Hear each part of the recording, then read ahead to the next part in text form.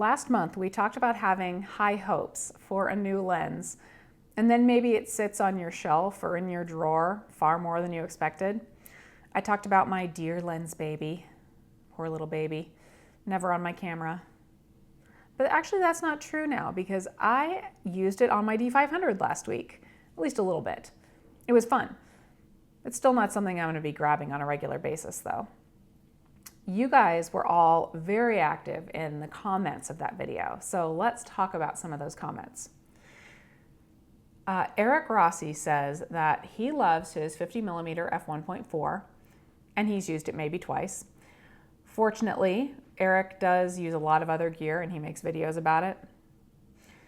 Some of you discussed the 50mm prime lens and how you never really used it on your cropped sensor bodies. And I agree. The 50mm is a bit awkward on cropped sensor for most uses. I prefer the 35mm or even 24mm on a cropped sensor body. One theme that definitely came up a few times was size and weight. I love capability of a lens. I think we all do.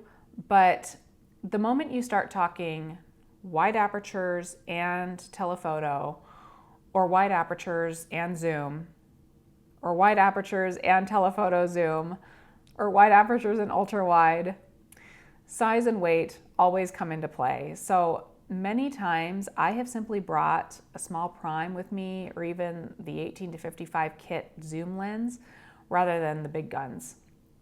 I like the results from the big guns, but it's not always worth lugging them around in the real world. So for those that mentioned that, I feel your pain. Let's see, Chicago Turtle said that it was just time for the Turtle to crawl over to a new chapter away from the 24 to 70mm f2.8 and into primes. The 24 to 70 is handy, it's really flexible, but there's definitely something freeing about lightening your load with a couple of primes. I'm always reading the comments on my videos, even when you guys don't see me respond.